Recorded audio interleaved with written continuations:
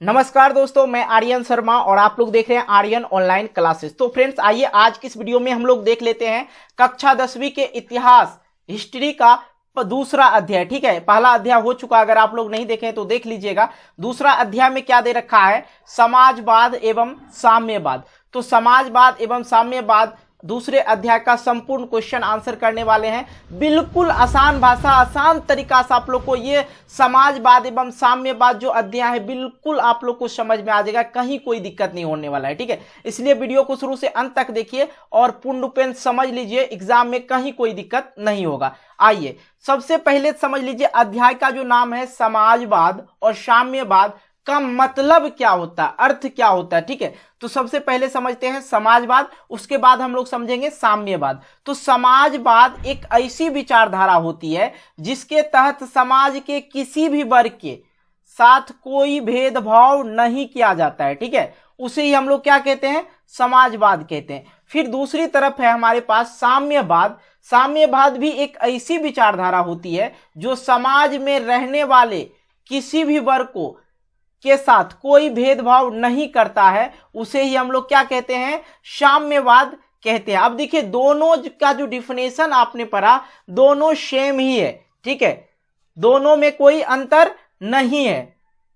कोई अंतर है? नहीं है। अब देखिए, दोनों में जो अंतर आएगा अब आएगा। तो समाजवाद और साम्यवाद दोनों का डिफिनेशन तो एक ही है, लेकिन साम्यवाद के अंतर्गत क्या होता है? यह राज्य को अपनाना चाहता है। समाजवाद क्या करता है? यह राज्य को अपनाना चाहता है। दूसरी तरफ जो है साम्यवाद, यह राज्य को मिटाना चाहता है। कौन? साम्यवाद। और समाजवाद कहता नहीं, अपना लेते हैं राज्य को, और साम्यवाद जो है यह हटाना चाहता नहीं, मिटाना चाहता है। ठीक है, समझ में आ रही चीजें। और यहां पे देखिए, समाजवाद में धन, संपत्ति, कल कारखाना, कृषि पर सभी लोगों का अधिकार होता है। लेकिन वही दूसरी तरफ आप लोग देखेंगे साम्यवाद में, तो इसमें क्या है? निजी संस्था का अधिकार होता है। इसमें जो है निजी संस्था का अधिकार होता है। यह हमेशा से समाज को दो वर्गों में बांटा रखा है।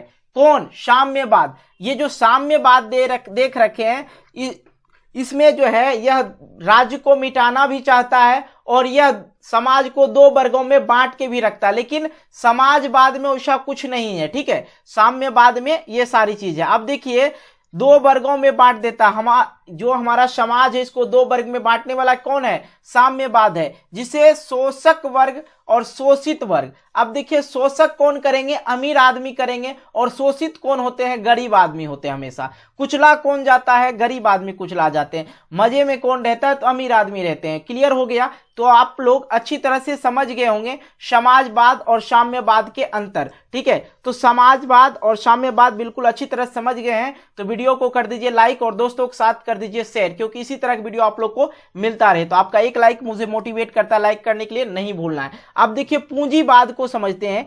पूंजीवाद क्या है?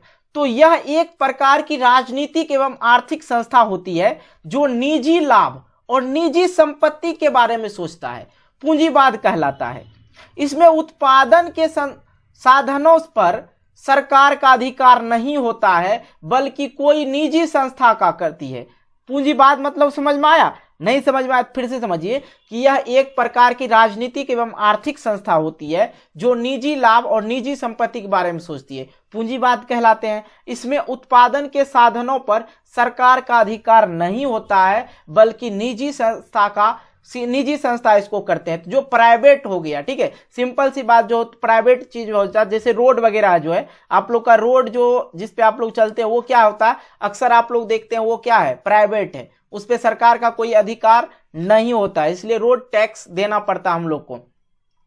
और यह जो है सार्वजनिक एवं आर्थिक गतिविधियों का विरोध करता है। कौन? निजी जिसका रहेगा तो सार्वजनिक क्षेत्र तो नहीं बन सकता। अब देखिए, मान लिया जाए कोई घर बनाया है, प्राइवेट लिमिटेड है, एक कंपनी है, इस पे सबका अधिकार थोड़े ना होगा, ना सरकार का होगा ना सबका होगा, तो ये सार्वजनिक अस्तित्व नहीं हो गया, स्थान नहीं हो गया। तो यह सार्वजनिक एवं आर्थिक गतिविधियों का भी विरोध करता है और इसमें ज्यादा से ज्यादा मुनाफा और व्यापार प्राप्त किया जाता है। जैसे अमेरिका हो गया, ब्रिटेन हो गया। तो अमेरिका और ब्रिटेन क्या करते हैं, हम लोग के साथ व्यापार करते हैं। यहाँ से जो कच्चा माल होता है वो अमेरिका लेके जाते हैं और वहां से उसके बदले में हमें कुछ ना कुछ मिलता है, ठीक है। चाहे वो ब्रिटेन क्यों ना हो, भारत से वो कुछ ना कुछ लेते हैं और भारत को कुछ ना कुछ देते हैं। तो हम लोग का जो है सभी देशों से ये समझौता बना आ रहा है, ठीक है। तो ये चीज होती है पूंजीवाद जो होता है, एक तरह से एक निजीकरण चीज हो गया, निजी संस्था हो गया। इस पे सरकारों का हक अधिकार नहीं होता है। समझ में आ रही बातें? आइए अब अगला प्रश्न जो भी आई है उसको भी समझ लीजिए अच्छी तरह से।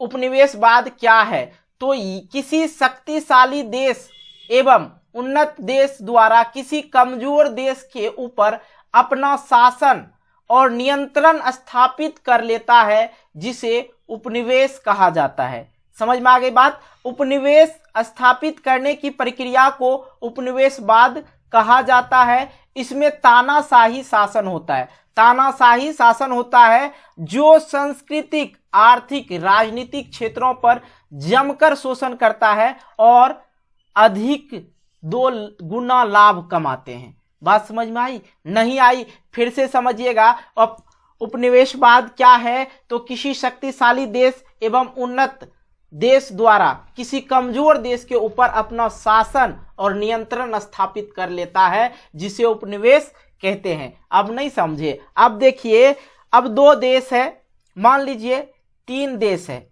ये वो कमजोर वाला देश है। तो इससे इसको मतलब रहेगा ये कमजोर है, K4 कमजोर समझिए, ये दोनों अमीर है, ये दे देते हैं। ये दोनों अमीर है, ठीक है। अब इसको जो एक कमजोर का है, ये दोनों अमीर एक दबाएगा, कितना ही दबल रहो, और इसको यदि कुछ जरूरत होगा कमजोर को तो अमीर आदमी के पास जाएगा। तो शासन कौन कर रहा है? ये दोनों पे, ये दोनों इस पे शासन कर रहा है। किस पे? गरीब देश पे।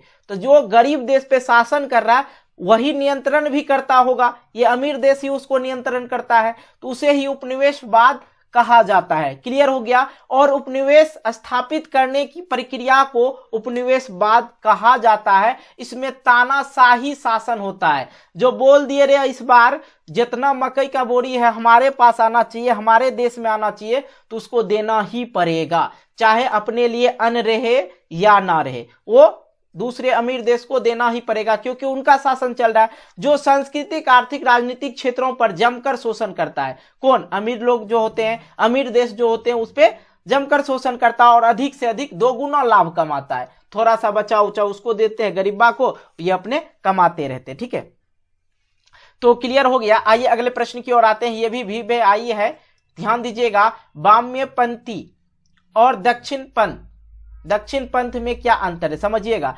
वामपंथी यह एक ऐसी विचारधारा होती है जिसमें सरकार के द्वारा एक नीति बनाई जाती है जिसमें गरीब, दलित, पिछड़ा, दबा कुचला लोगों को सहायता किया जाता है, जिससे वामपंथ कहते हैं। ठीक है, अब वामपंथ किसको कहते हैं?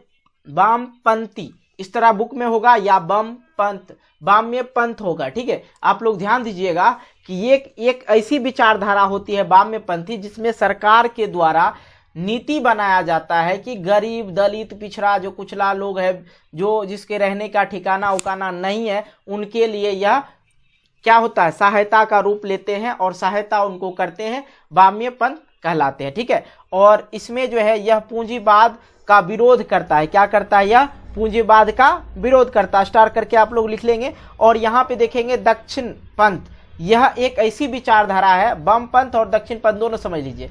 तो दक्षिण पंथ जो है यह एक ऐसी विचारधारा होती है जिसमें सरकार अर्थव्यवस्था में हस्तक्षेप नहीं करता है, इसमें खुली प्रतियोगिता होती है, यह पूंजीवाद का समर्थन करता है। समझ में आ रही पूरी बात? अब देखिए बहुत ही ज़्यादा इंपॉर्टेंट टॉपिक आने वाला है भाई, तो आप लोग वीडियो को लाइक नहीं किए तो जल्दी कर दीजिए, जितना हो उसके वीडियो को लाइक कीजिए। आपका एक लाइक मुझे मोटिवेट करता है नई वीडियो बनाने के लिए। अगर आप लोग चाह रहे हैं किसी प्रकार से दूसरा वीडियो आवे तो जल्दी लाइक कर दीजिए। अब देखिए यूरोपियन समाजवादियों के विचार को प्रकट करें। ठीक है, तो समझिएगा, सबसे पहले उत्तर में लिखिएगा ऐतिहासिक दृष्टिकोण से आधुनिक समाजवाद को दो वर्गों में बांटा गया है, दो वर्गों में बांटा गया है। अब देखिए, मार्क्स से पहले समाज को यूरोपियन समाजवाद कहा जाता था, लेकिन मार्क्स के बाद समाजवाद को वैज्ञानिक समाजवाद कहा जाता है।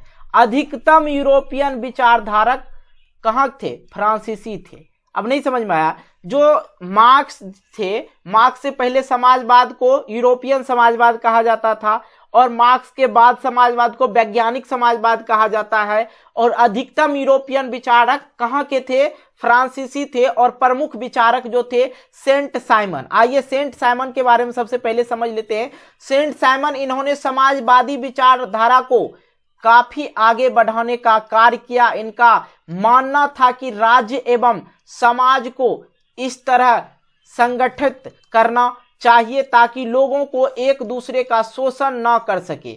समझ में आ रही बात? और अगला जो है यहां पे देख लीजिए, विचारधारक जो थे चार्ल्स, अब समझिए, ये चार्ल्स फोरियर। अगर कोई व्यक्ति किसी गांव, कस्बा, नगर में रहता है तो उसे भी कोई काम करना चाहिए। कौन बोले थे? Charles Fourier. अब देखिए लुई ब्लवा, ये देखिए, इनका कथन था कि आर्थिक सुधार से पहले राजनीतिक सुधार आवश्यक है। अब देखिए, हम लोग का जो राजनीतिक है इतना गंदा है जिसके वजह से बिहार में ना तो कुछ हो रहा ना होगा, इस तरह की राजनीतिक रही। अब देखिए चौथा है रॉबर्ट ओवेन। ठीक है, रॉबर्ट ओवेन, इसके द्वारा जो था स्कॉटलैंड के न्यू लूनार्क स्थान पर कारखाना स्थापित किया गया था, जिसमें सभी मजदूर काम करने गए और उसका उचित वेतन दिया गया। ठीक है, यह चीज समझ में आ गया। और आइए अगले प्रश्न की ओर करते हैं। अगला प्रश्न जो है यहां पे, इसको भी अच्छी तरह समझ लीजिए। बिल्कुल पूरा किताब आज आप लोग को समझा देंगे, कहीं कोई दिक्कत नहीं होगा। अगर बोला जाए कि मार्क्सवाद के आदर्श को लिखें तो आप लोग लिखेंगे एक ही लाइन में कि मार्क्सवाद का मुख्य उद्देश्य एक वर्गहीन समाज की स्थापना करना तथा समाज में फैले हुए बुराइयों को मिटाना तथा अच्छाइयों को लाना। हम सभी के समाज में हर संप्रदाय के लोग रहते हैं, उनके साथ किसी भी प्रकार का भेदभाव नहीं किया जाना चाहिए। मार्क्सवाद के आदर्श यही था। अगर बोला जाए मार्क्सवाद के आदर्श को लिखें तो आप लोग लिखेंगे कि मार्क्सवाद के मुख्य उद्देश्य एवं वर्गहीन समाज की स्थापना करना तथा समाज में फैले हुए बुराइयों को मिटाना तथा अच्छाइयों को लाना। हम सभी के समाज में हर संप्रदाय के लोग रहते हैं, उनके साथ किसी भी प्रकार का भेदभाव नहीं किया जाना चाहिए। ठीक है, इस प्रकार लिखेंगे। अगला प्रश्न आइए लिखते हैं हम लोग। कार्ल मार्क्स के जीवनी को लिखे। तो भैया ये तो बहुत ही ज्यादा महत्वपूर्ण है, इसको ध्यान से समझ लीजिएगा तो मजा आएगा। ठीक है, बाकी हम पीडीएफ कैसे देंगे आप लोग को ये कभी भी बता सकते हैं, इसलिए शुरू से लेके अंत तक देखिए, तब जाके पता चलेगा। वीडियो के कहीं भी हो सकता है, पीडीएफ के बारे में हम चर्चा कर लेंगे जब भी टाइम मिलेगा। तो कार्ल मार्क्स का जन्म 5 मई 1818 ईस्वी में हुआ। कार्ल मार्क्स का जन्म 5 मई 1818 ईस्वी में हुआ था। 2 बार बोले बाबू साहब, याद रखिएगा नहीं तो बहुत दिक्कत होगा, क्योंकि एग्जाम टाइम में पूछ देता है जन्मों। ठीक है, जर्मनी के ट्रियर नगर में, ठीक है, यहूदी परिवार में हुआ था। इसके पिता का नाम जो था क्या था? हेनरिक मार्क्स था। ठीक है, जो पेशे से वकील था। इन्होंने 1824 ईस्वी में आगे चलकर ईसाई धर्म को अपना लिया। अब देखिए, धर्म ही उसने बदल लिया। कार्ल मार्क्स की जीवनी लिखने के लिए बोला जाए तो फिर से एक बार समझेंगे। कार्ल मार्क्स का जन्म 5 मई 1818 ईस्वी में जर्मनी के ट्रियर नगर में यहूदी परिवार में हुआ था। इसके पिता का नाम हेनरिक मार्क्स था, जो पैसे से क्या था? वकील था। इन्होंने 1824 ईस्वी में आगे चलकर ईसाई धर्म को अपनाया था और इनकी प्रारंभिक शिक्षा बोन एवं बर्लिन विश्वविद्यालय में बोन एवं बर्लिन विश्वविद्यालय में 1836 ईस्वी में हुआ था और यह बचपन से ही मेधावी छात्र थे। इन्होंने अर्थशास्त्र का गहन अध्ययन किया। गहन अध्ययन का मतलब हो गया बिल्कुल अच्छी तरह से अध्ययन किया और 1843 ईस्वी में बचपन के मित्र जेनी के साथ विवाह किया। अब देखिए लव मैरिज उसने शादी किया था क्योंकि उनकी बचपन की ही मित्र थी कौन, जेनी। और 1844 ईस्वी में फ्रेडरिक एंगल्स से मुलाकात होती है और इनके विचार से प्रभावित हुए और गरीबों की समस्या पर विचार किया। कौन, ये एंगल्स थे, एंगल्स। ठीक है, अब देखिए कार्ल मार्क्स ने नारा लगाया, दुनिया के मजदूरों एक हो जाओ। साथ ही पूंजीवाद का घोर विरोध किया जो कि पूंजीवादी लोगों गरीबों को जमकर शोषण कर रहे थे। ठीक है, ये जीवनी आप लोग को इस प्रकार ही लिखनी है। इनकी प्रसिद्ध रचना दास कैपिटल जो 1867 ईस्वी में प्रकाशित हुआ था और इसे समाजवादियों का बाइबिल कहा जाता है। कार्ल मार्क्स का जो मौत हुआ था 1883 ईस्वी में हुआ था। याद रखेंगे कहाँ हुआ था, लंदन में हो जाता। ठीक है, अब देखिए कार्ल मार्क्स के सिद्धांतों के बारे में लिखने के लिए बोला जाए तो इसलिए हमने कार्ल मार्क्स के सिद्धांतों को द्वैतात्मक भौतिकवाद का सिद्धांत, दूसरा वर्ग संघर्ष का सिद्धांत, तीसरा इतिहास के भौतिकवाद व्यवस्था और चौथा है मूल एवं अतिरिक्त मूल्य का सिद्धांत और पांचवा जो है राज्य वर्गहीन समाज का स्थापना। ठीक है, ये चीजें थी। अगला प्रश्न हम लोग देखते हैं। अगला प्रश्न है कि क्रांति के पहले रूस के किसानों की स्थिति कैसी थी। समझ में आ रही बात। यहाँ पे क्वेश्चन है, आप ध्यान से देखेंगे। अब देखिए हम यहाँ पे रेड कर लेते हैं पेन को तो बेटर दिखेगा। क्रांति के पहले रूस की किसानों की स्थिति कैसी थी ये बताना है तो आंसर करेंगे क्रांति के पहले रूस की किसानों की जो स्थिति थी दयनीय थी क्योंकि वे अपने खेतों में पुराने तकनीक से खेती किया करते थे जिससे फसल का पैदावार बहुत ही कम होता था। साथ ही शासन के द्वारा किसानों पर टैक्स लगा दिया गया था। ठीक है, अब देखिए रूस के क्रांति का जो है मुख्य कारण अगर लिखने के लिए बोला जाए तो कैसे लिखेंगे। ठीक है, क्वेश्चन कर लीजिए कि रूस के क्रांति के मुख्य कारण को लिखें तो लिखेंगे कि रूस के क्रांति का मुख्य कारण निम्नलिखित है। पहला देके लिखना है किसानों की दयनीय स्थिति के बारे में। सबसे पहले ये समझ लीजिए तो रूस के जो क्रांति के जो थे बात के साथ किसानों की स्थिति अत्यंत दयनीय थी क्योंकि वह अपने खेतों में पुराने तकनीकी से खेती किया करते थे जिससे फसल का पैदावार अच्छा नहीं होता था और इसके अलावे शासकों के द्वारा टैक्स वसूला जाता था। शासकों के द्वारा टैक्स वसूला जाता था। इन लोगों की स्थिति और भी दयनीय हो जाती थी। आप भैया बताइए, हमारा जमीन का टुकड़ा है, हई में जो हम लोग फसल बोएंगे, गेहूं चावल लगाए इसमें, और ये अगर हम लगाने के बाद कोई आवे हमको बोले कि नहीं इसमें टैक्स लगेगा, तुम अब अपने खेत में अपना दान मतलब जो भी होता है फसल बोए अब उसके बाद हम दूसरे को टैक्स दें, ये तो बहुत गलत था। और इतना टैक्स लेते थे कि वो जो भी जमीन से पैदावार होता था वो टैक्स में ही चला जाता था, वसूल लेता था। तो किसान का स्थिति कल भी खराब था और आज भी खराब है। सरकार को किसान पे कोई किसी भी प्रकार का ध्यान नहीं है। ये नहीं समझते हैं सरकार अगर किसान खेती करना छोड़ दे, अगर किसान खेती करना छोड़ देगा तो क्या होगा, स्थिति ऐसा आएगा कि आप लोग थाली में जो है अन्न के बजाय प्लास्टिक खाइएगा।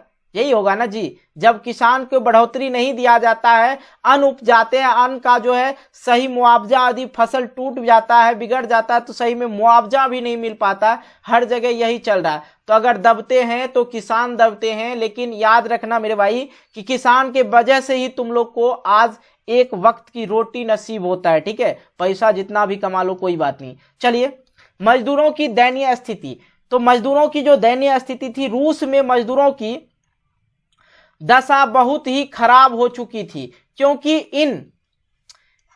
इन मजदूरों को अधिक समय तक कठोर काम तथा उसके बदले में बहुत कम मजदूरी देता था। अब बताइए, ऐसा स्थिति चलता था उस टाइम और अभी भी कहीं ना कहीं चलता है। तो मजदूर जो वहां पे काम करते थे उनको तो एक तो बहुत कठिन काम करने के लिए देता था, उसके बाद बहुत कम मजदूरी देता था। अभी के डेट में 500 रुपया मजदूरी है, अगर आपको हम खूब हार्डवर्क करवा लें दिन भर और 50 रुपया देंगे तो कैसा मूड बनेगा आप लोग सोच सकते हैं। देता था। उत्तम आवास और स्वास्थ्य का कोई प्रबंध नहीं था, अगर तबीयत खराब हो जाए तो कोई दिक्कत नहीं, काम करते रहो। इन मजदूरों को सारे विद्रोह का दावा देता था। अब देखिए ये सारी चीज समझ में आ गई। आगे आप लोग समझते चलेंगे कि बेकारी और बेरोजगारी की समस्या को समझिए। अब रूस के क्रांति में बेरोजगारी का भयंकर समस्या उत्पन्न हो गया था। लाखों लाख की संख्या में लोगों को बेरोजगार हो गए थे, चूंकि जीने का कोई साधन ही नहीं था। बेरोजगारी का समस्या ऐसा था, क्योंकि अगर काम नहीं मिलेगा और काम नहीं मिला तो पैसा नहीं मिलेगा, और पैसा नहीं मिलेगा तो क्या होगा?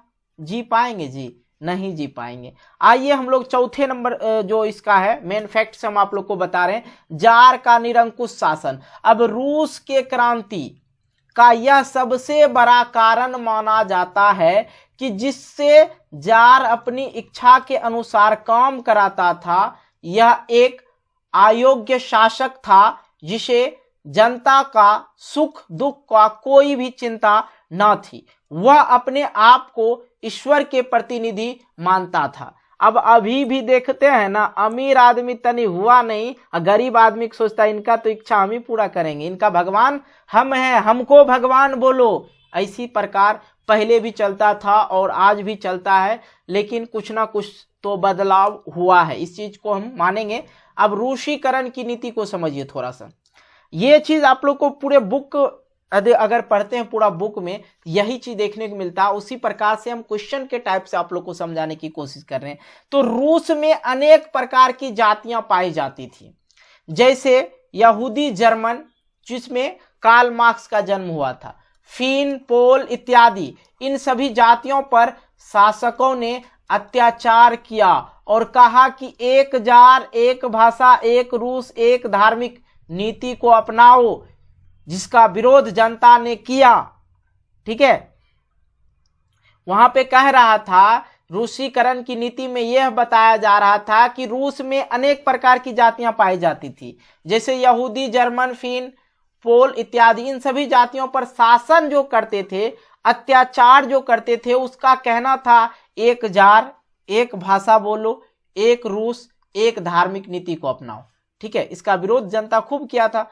ठीक है, अब आइए लास्ट फैक्ट आप लोग को बताते हैं, रासपुटिन का प्रभाव। तो रासपुटिन एक भ्रष्टाचार पादरी था जिसका संबंध रूस के राजा जार के पत्नी जरीना से था। अब देखिए ये इसको यदि डिटेल से पढ़िएगा तो बहुत मजा आएगा। रासपुटिन का प्रभाव, तो रासपुटिन जो था भ्रष्टाचार पादरी था जिसका संबंध, अब देखिए इसका जो संबंध था रासपुटिन और राजा रूस के जो राजा की पत्नी थी, ये दोनों आपस में पहले से ही प्रेमिका थे। ये कहानी यहाँ पे दबाया जा रहा है, क्योंकि हम क्वेश्चन आंसर करवाए तो उतना तो डिटेल से नहीं बताएंगे फिलहाल।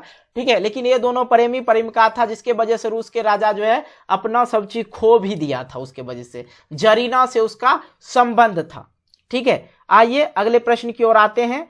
अगला प्रश्न है, क्वेश्चन करते हैं कि रूस की क्रांति के प्रभाव को लिखे, अथवा इस प्रकार भी पूछ सकता है कि रूस के क्रांति के परिणाम को लिखे, अथवा इस प्रकार भी पूछा जा सकता है बोल्शेविक क्रांति का रूस पर, विश्व पर क्या प्रभाव पड़ा। इस प्रकार भी प्रश्न पूछे जाते। देखिए एक प्रश्न जो है बहुत टाइप से पूछा जा सकता है। रूस की क्रांति के प्रभाव को लिखे, इस प्रकार भी, या रूस के क्रांति के परिणाम को लिखे, इस प्रकार भी, या बोल्शेविक क्रांति का रूस पर, विश्व पर क्या प्रभाव पड़ा, इस तरह भी लिख सकते हैं। तो सभी प्रश्नों का आंसर एक ही लाइन में हम लोग करेंगे। आइए समझते हैं। ठीक है, आइए समझ लेते हैं। आइए अब समझते हैं।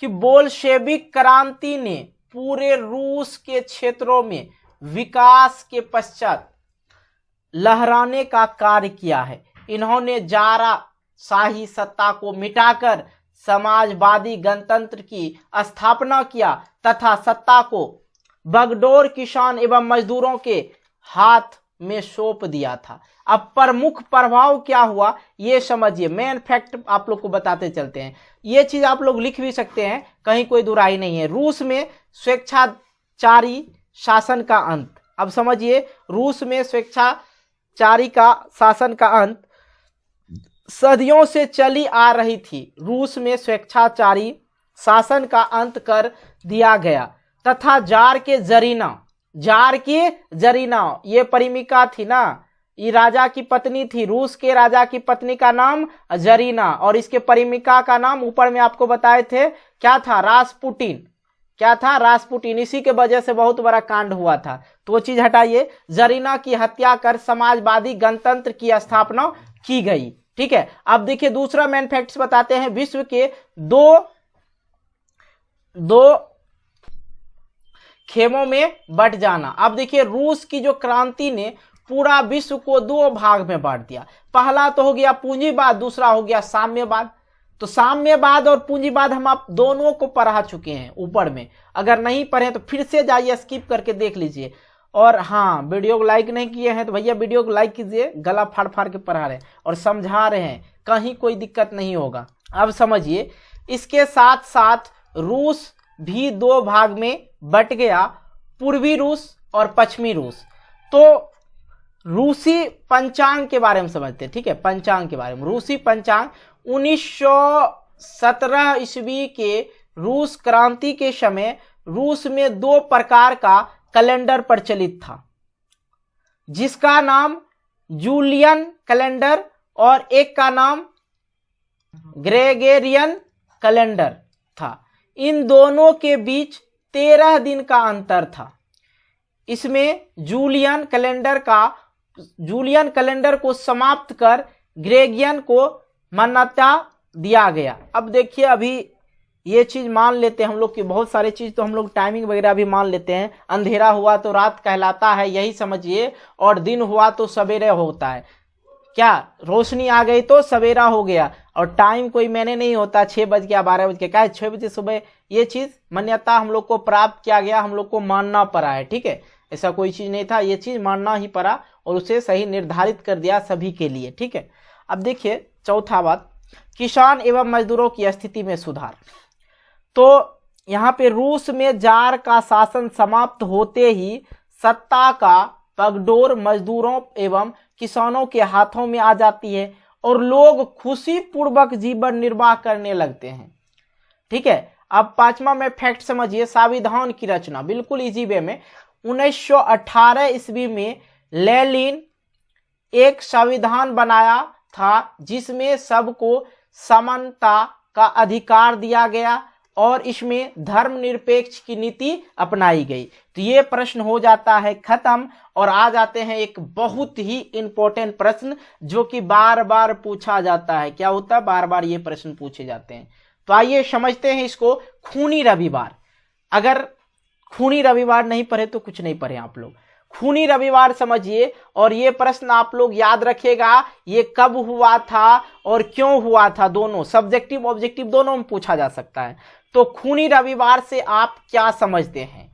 ठीक है, तो हम लोग सिंपल से, जब हम लोग 8 में पढ़ते थे, 9 में पढ़ते थे, खूनी रविवार सुनते थे अपने सीनियर से, तो लगता था कि खून निकाला होगा उस दिन, इसलिए खूनी रविवार हुआ था। लेकिन आइए इसको बहुत ही बेहतरीन तरीका से समझते हैं।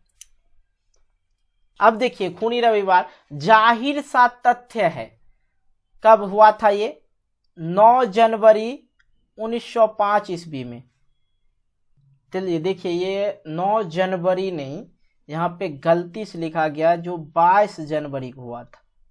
ठीक है, बोलते कर में मुझे याद आया कि भाई ये तो 22 जनवरी हुआ था, यहाँ लिखा गया है गलत। ठीक है, जाहिर सी तथ्य है 22 जनवरी 1905 की यह घटना था। ठीक है, खूनी रविवार कब हुआ था? 22 जनवरी 1905 ईस्वी को जारा सत्ता को मिटाने के लिए लगभग 1 लाख मजदूर आपस में मिलकर रोटी दो का नारा लगाते हुए राजा के सेंट पीटर्सबर्गर महल की ओर जा रहे थे, जिसकी सूचना मिलते ही राजा ने सैनिकों को निहत्थे लोगों पर गोली चलाने का आदेश दे देता है, जिससे हजारों हजार की संख्या में लोगों की मौत हो जाती है। यह घटना का जो दिन था वह रविवार का दिन था और यह घटना घटा था रविवार को, इसलिए इसी का नाम रखा गया खूनी रविवार। सिंपल सी बात इसमें चीजें हैं और कोई चीज इसमें है ही नहीं खूनी रविवार में। आप लोग को लिखना किस प्रकार है, सिंपल सी बात है। खूनी रविवार से आप लोग क्या समझते हैं? अगर पूछ दे खूनी रविवार कब हुआ था तो 22 जनवरी 1905 ईस्वी को लिखेंगे, और अगर क्या समझते हैं या कब हुआ तो संपूर्ण वाक्य में लिखना है। तो इसमें लिखना है यह घटना 22 जनवरी 1905 ईस्वी को हुआ था। जारा सत्ता को मिटाने के लगभग 1 लाख मजदूर आपस में मिलकर रोटी दो का नारा लगाते हुए राजा सेंट पीटर्सबर्गर महल की ओर जा रहे थे, जिसकी सूचना मिलते ही राजा ने सैनिकों को निहत्थे लोगों पर गोली चलाने का आदेश दे दिया, जिससे हजारों हजार की संख्या में लोगों की मौत हो गई। और यह जो दिन था वह रविवार का दिन था, जिसके वजह से इसका नाम पड़ा खूनी रविवार। ठीक है, कहा जाता है इसे लाल रविवार भी कहा जाता है। ठीक है, यह आंदोलन खूनी रविवार के नाम से जाना जाता है। तो बिल्कुल क्लियर हो गया, कहीं कोई दिक्कत नहीं हुआ होगा। आइए अगले प्रश्नों की ओर अगला प्रश्न देखते हैं। आइए अगला प्रश्न को हम लोग करते हैं। अगला प्रश्न जो है VVI है, आप लोग समझ लीजिए। नई आर्थिक नीति से आप क्या समझते हैं? तो भैया आंसर करेंगे लेनिन के द्वारा 1921 ईस्वी में एक नीति अपनाया गया था, जिसे नई आर्थिक नीति के नाम से जाना जाता था। अब इसमें क्या हुआ था, NEP, इसे शॉर्ट फॉर्म में NEP के नाम से भी जाना जाता है। अब यहां से कहानी होती है स्टार्ट। लेनिन साम्यवाद व्यवस्था में परिवर्तन कर पूंजीवादी व्यवस्था की ओर लौटना चाहते थे। इसके द्वारा किसानों और जनता के हित में सकारात्मक कार्य किए गए थे। जैसे उसने पहला काम किया कि जगह जगह पर बैंक खोल दिया और 20 कर्मचारी से कम रहने पर भी कल कारखाना चलेगा। तीसरा काम किया, व्यापार संघ की सदस्यता को रद्द कर दिया। और चौथा काम उसने किया, उद्योग का जो है विकेंद्रीकरण। ठीक है, और पांचवा उसने काम किया था, जमीन राज्य का है लेकिन भूमि किसान को दे दिया जाए। मतलब समझ में आया, जमीन अगर सरकार की भी है तो भूमि किसान को देना ही पड़ेगा। और छठा उसने काम क्या किया, विदेशी पूंजी निवेश के द्वारा खोल दिया जाए। विदेशी जो पूंजी थी निवेश के द्वारा खोल दिया जाए। ठीक है, इस प्रकार उसने काम किया। नई नीति के ये रूल्स थे, याद रखेंगे। VVI है मेरे भाई। ठीक है, क्योंकि ये प्रश्न जो है 2017 में पूछा जा चुका है। आइए अगले प्रश्न की ओर करते हैं। अगला प्रश्न तो और एकदम क्या बोलते हैं, आने वाला ही होगा आपके बोर्ड एग्जाम में। ध्यान देना मेरे भाई, समझना। ठीक है, अक्टूबर क्रांति से आप क्या समझते हैं? आइए समझते हैं अक्टूबर क्रांति को। अब समझिए कि ये अक्टूबर क्रांति या इसे रूसी क्रांति भी कहा जाता है। ठीक है, और यह घटना जो है घटित हुआ था 25 अक्टूबर। ठीक है, 25 अक्टूबर 1917 को घटित घटना था। ठीक है, अब यहाँ पे मैंने लिखा 7 नवंबर 1917 ईस्वी को। अब ये क्या चीज है, ये चीज समझ लीजिए। 7 नवंबर 1917 ईस्वी में बोल्शेविकों के द्वारा पेट्रोग्राद के रेलवे स्टेशन, पेट्रोग्राद जो होता है, ठीक है, के रेलवे स्टेशन, बैंक, टेलीफोन, डाकघर, सरकारी भवनों पर अधिकार कर लिया जाता है। और इसमें केरेंस्की की सरकार भाग जाती है और सत्ता का बागडोर जो है बोल्शेविक के पास आ जाता है, ठीक है, जिसका नेता लेनिन को बनाया जाता है और इस क्रांति को बोल्शेविक नवंबर क्रांति भी कहा जाता है, ठीक है, और इसे ही रूसी क्रांति भी कहा जाता है। ये भी आप लोग याद रखेंगे। समझ में आ गई बात। और ये कब आता है, घटित घटना पूछे तो 25 अक्टूबर 1917 को बताना है, ठीक है। ये 7 नवंबर को बोल्शेविक के द्वारा ये काम किया गया था। ऐसा मत समझना मेरे भाई कि अक्टूबर क्रांति कब हुआ था, अगर पूछे 7 नवंबर 1917 में नहीं बताना। ये काम हुआ था क्या, 7 नवंबर 1917 ईस्वी में बोल्शेविकों के द्वारा पेट्रोग्राड और रेलवे स्टेशन, बैंक, टेलीफोन, डाकघर, सरकारी, इस पर अधिकार कर लिया गया था। लेकिन 25 अक्टूबर 1917 को ये बताना आप लोग को, ठीक है। आइए अगला प्रश्न और भी महत्वपूर्ण है, VVI है बहुत ज्यादा। अप्रैल थीसिस, ठीक है, अप्रैल थीसिस क्या है, बिल्कुल अच्छी तरह से समझिए। अप्रैल थीसिस क्या है, अप्रैल थीसिस क्या है, तो लिखेंगे इसका गठन 16 अप्रैल 1917 ईस्वी को लेनिन के द्वारा किया गया था, जिसका उद्देश्य था केरेंस्की की सरकार को लेनिन पेट्रोग्राद शहर पहुंचाता है और अपना जोरदार भाषण देकर जनता को आकर्षित कर लिया और नारा दिया है कि तुम्हें क्या चाहिए, भूमि, शांति, रोटी चाहिए कि युद्ध और भूखमरी। अप्रैल थीसिस की एक कहानी है। अप्रैल थीसिस क्या है, इसका गठन जो हुआ था 16 अप्रैल 1917 ईस्वी को हुआ था। लेनिन के द्वारा यह किया गया था, जिसका केरेंस्की सरकार को उसने मार धवा के भगा दिया था यहाँ पे। और लेनिन पेट्रोग्राड शहर पहुंचती है और वहां पे अपना जोरदार भाषण देती है और जनता को आकर्षित कर ली और नारा दिया कि अगर तुम्हें क्या चाहिए, तुम्हें रोटी चाहिए, भूमि चाहिए, शांति चाहिए, या कि तुम मेरे से युद्ध और भूखमरी चाहते हो। तो ये चीज हुआ था अप्रैल थीसिस के अंदर, ठीक है, क्लियर हो गया। आइए अगला प्रश्न को देखते हैं। अब देखिए यहाँ पे जो कि बहुत ही ज्यादा VVI प्रश्न है और पूछा जा सकता है, ठीक है। शीत युद्ध से आप क्या समझते हैं, तो आइए समझ लेते हैं क्या समझते हैं। वैसा युद्ध जिसमें किसी भी प्रकार का अस्त्र शस्त्र का प्रयोग नहीं किया जाता है, केवल बातों बातों पर, जिसे शीत युद्ध कहा जाता था। अब हम अपनी बात बताएं, शीत युद्ध जो है, जब ठंडी का मौसम होता है, शीत वगैरह गिरता है, तो हम लोग सोचते हैं कि शीते में युद्ध हुआ होगा, जिसके वजह से शीत युद्ध कहते हैं, लेकिन वैसा कुछ नहीं है। आप लोग ऐसा नहीं समझेंगे। वैसा युद्ध जिसमें किसी भी प्रकार का, जैसे लाठी, बंदूक, घोड़ा, ये सब चीज का अस्त्र शस्त्र का प्रयोग नहीं किया जाए, केवल बातों बातों का ही जिक्र किया जाए, एक दूसरे से बात किया जाए, उसे ही शीत युद्ध कहते हैं। और इसे वाक युद्ध भी कहा जाता है। और यह युद्ध रूस और अमेरिका के बीच हुआ था। समझ में आया, एक दूसरे से बातचीत करके अपना खत्म कहानी करना, ठीक है। आइए अगला प्रश्न को समझते हैं।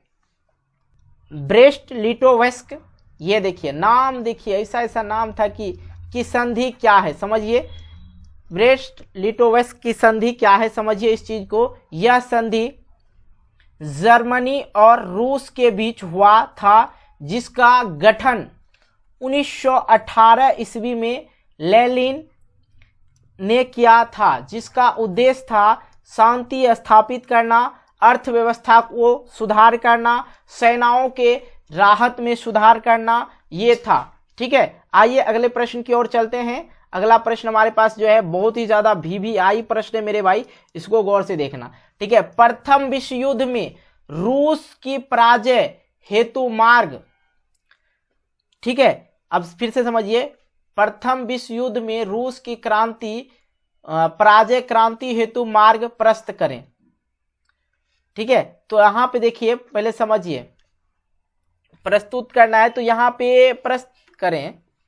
आइए समझते हैं इसका आंसर। तो प्रथम विश्व युद्ध की शुरुआत 1914 में हुई थी, जो 1918 तक चला था। क्लियर हो गया ये पॉइंट।